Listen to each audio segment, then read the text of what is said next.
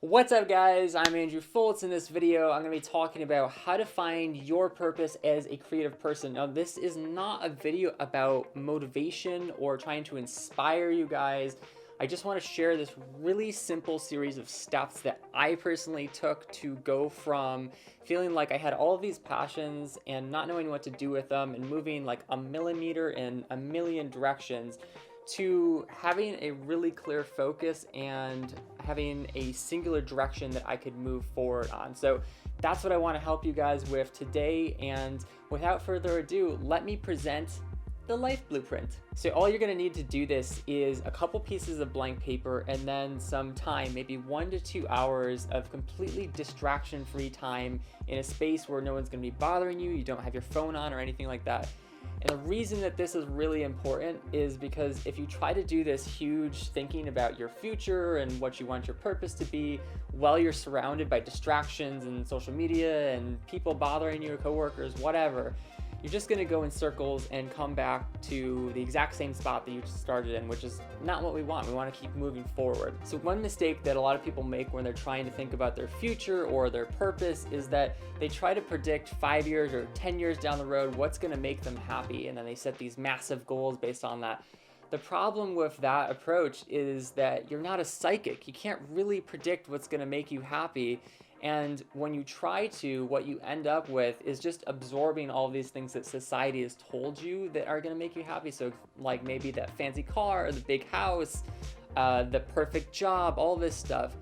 But I think a much better way to go about it is to look backwards into your past and find some moments where you were already happy. So what I want you guys to do is pick 20 different flow moments. You can call these flow moments or peak state or whatever you want, but it's the times in your life where you got absorbed into something and all the distractions around you just disappeared and you were able to work on it all day long. You were happy, you were focused, you felt like you were doing what it is that you wanted to do. Everyone has moments like this. So I want you to make a list of 20 of those. I'll give you 3 examples from my list just to get you started. So one is I was brainstorming one day and I came up with the idea for my company F the Lines, and that was really cool. Another one, I was out in New Jersey. I went backpacking for the first time. It was just a really cool moment of like exploration. And a third one, I was having a conversation with a friend and I helped her get past this limiting belief that she had, and she made this really big change in her life. So those are 3 of mine. Make a list of 20 and then we'll move on to the next section. All right, awesome. So you have your flow moments. What I want you to do now is take each one of those memories and use it to figure out what type of person you need to be to experience those things over and over and over again in your life. And one way I found to do this really easily is to map them onto archetypes. Archetypes were created by the psychologist Carl Jung, and there's 12 of them, and I'll put them up on the screen so you can see them, but basically they're just categories of personality types and characteristics that can help you understand who it is that you're trying to be. So what I want you to do is take those archetypes and then write them down onto one of your blank pieces of paper. And for each of your flow moments, you're going to pick one archetype and then make a tally next to it. So by the end, you're gonna have a list of archetypes and then the number of flow moments that go with each one. So make sure to only pick one per. I'll give you an example from what I did when I made my list. So I had Caregiver 0, Creator 5, Explorer 2, Innocent 0, Jester 1, Lover 5, Magician 3, Outlaw 1, Regular 0, Sage 1. So now that you have your archetypes, what you want to do is figure out which superpowers go with each archetype. What kind of skills and values are going to be really important to you as you're living out your purpose? So the way to do that is to come up with a list of 3 different terms, 3 different superpowers for each archetype, and you want to pick your top 3 to 5. So you're not doing all 12, just the ones that you had the most tally marks for, the most flow moments under. And I'll give you a few examples to get you started. Here's an example from the Creator archetype, which was my top archetype. I had minimalism, which is using the fewest resources possible. I had sustainability, creating a better future versus indulging short term. and originality, which to me means giving new ideas to the world. So anytime that I'm going to be doing something creative going forward, being the creator, I'm going to think about these 3 superpowers to help focus myself. So I'm not all over the place. I'm thinking about these 3 really important things. So we've gone from flow moments to archetypes to superpowers, but how do all those things blend together into one coherent purpose? Well, the easiest way to do that is to write a positioning statement. And a positioning statement is really one sentence that combines a bunch of different ideas into one coherent idea. And it doesn't have to be the best sentence in the world, but it does have to be really clear and simple. So let me give you an example from what I wrote. I said, I am a creator and experimenter who connects deeply with other creative people to help them break through limiting beliefs so they can pursue a meaningful life with max freedom. So again, it doesn't have to be the greatest thing in the world, but that is a lot clearer and a lot more simple than saying I'm a writer and I'm a designer and I'm a coach and I like backpacking and all these interests that doesn't really combine into one thing. So you can write this now. It doesn't have to be perfect. You can always come back and revise it, but it's really important to have because it's kind of like an elevator pitch to explain yourself to other people, but also to explain yourself to yourself. So when you feel like you're sort of lost and you need to regain that focus, you can always come back and look at your positioning statement, and it'll be really helpful to move you forward. So you've probably noticed a pattern by now. We've been getting simpler and simpler as we move from 20 different flow moments to 5 archetypes to just one sentence. And now we're going to move down to only one word. And the reason that we're doing that is because as you get more and more small with your focus, your brain power actually increases. So I want you to pick one word, but the only rule is that it has to be a word that only you can own. So let me give you a few examples of that. Barack Obama got elected with the word change. When you think of Barack Obama, you think change. Seth Godin only writes books about marketing. When you think Seth Godin, you think marketing. And then Susan Cain wrote the book Quiet. So when you think Susan Cain, you think about the word introvert because she started this whole revolution and everything that she's been doing has been around that one word. So let me explain to you how I came up with my word because it seems a little bit overwhelming. Like how, I think the English language has about 100,000 words. So it's like, how do you pick one word just out of all of those? And I'm going to tell you how to do that. And the way that I did it was I was actually brainstorming and I was looking through some old scrapbooks, which is a great place to get some inspiration. And I was looking at these lettering exercises that I did in like first grade. It's like those ones where there's the lines on top and bottom, and there's the dotted line in the middle. And I started thinking about how it's kind of unfortunate that as a society we stress conformity and we don't really teach kids creativity as much as we should. So I was like, fuck that. Fuck the lines. And then it occurred to me that this would be the perfect word for me. This was my one word. And really how I came to that was that I didn't just stumble upon it with blind luck. I kept reminding myself of the problem every day. So like I would wake up and I would think, what's my word? And then as I was going through these experiences, my subconscious was thinking about that over and over again. Like, what's the word that I can own? What's my one word?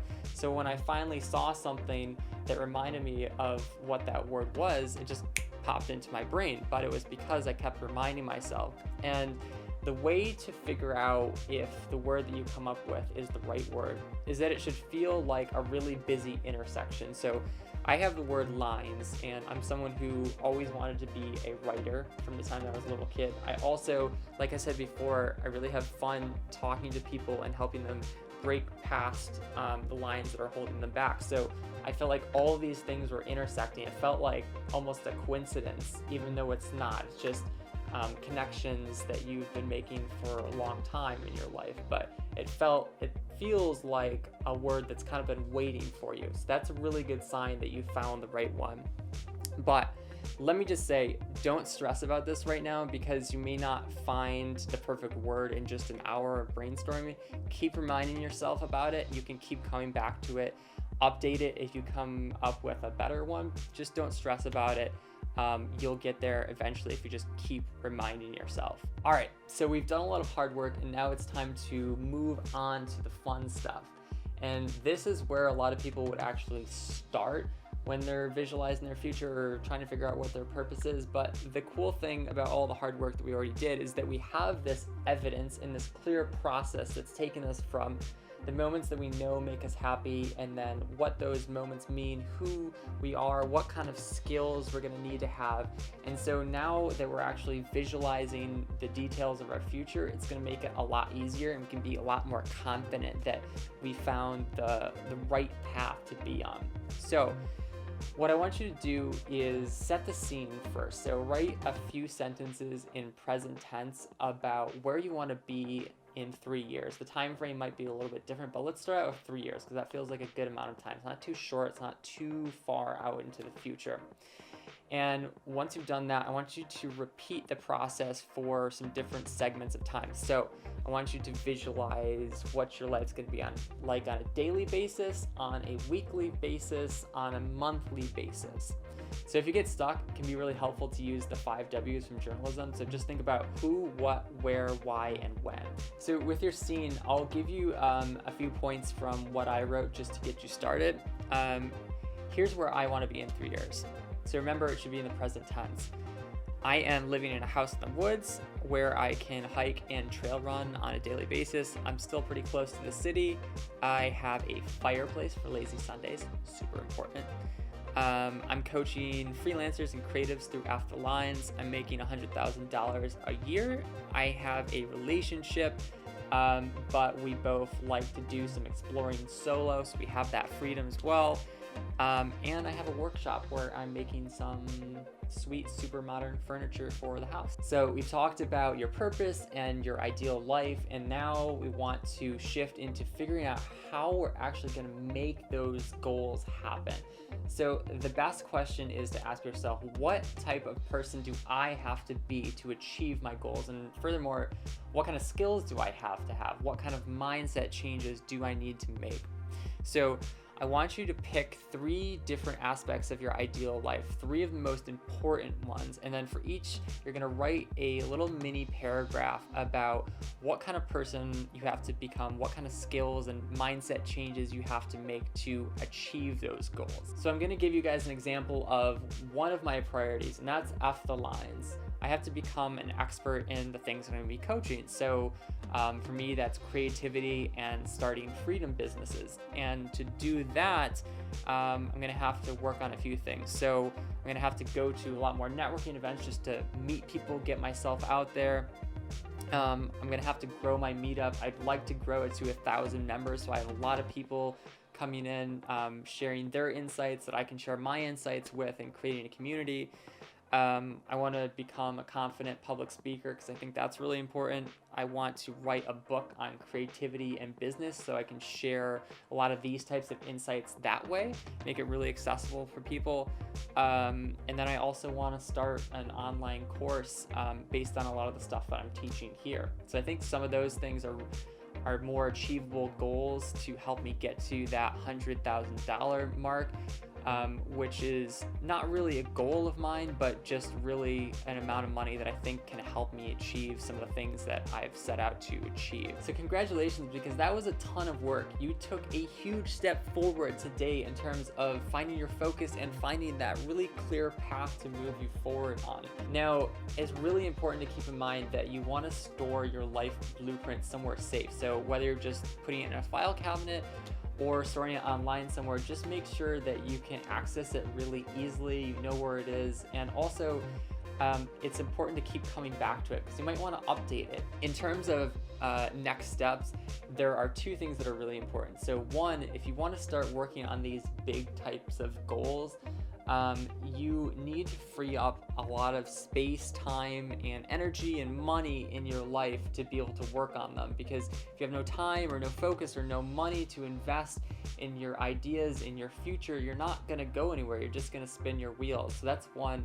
Number 2 would be, and this is a personal lesson for me, probably one of the most important things I've ever done, is create a productivity system. So instead of trying to reinvent the wheel every day over and over and over again and keep track of all these things that you have to keep track of, one way that I tame my rebel brain is by creating a system that I can kind of lean on when I'm feeling tired or stressed or disorganized, so I keep moving forward. So if that kind of content sounds helpful, I highly recommend that you guys subscribe to the Freedom Business Roadmap. And that's an email course that I offer. It's really super simple. You just get one email once a week for 15 weeks, and it'll have a mission for you to accomplish. It'll have an article to help you do that and a video to reinforce it. So I'll give you guys a link down in the description where you can sign up for that if that sounds like it's helpful.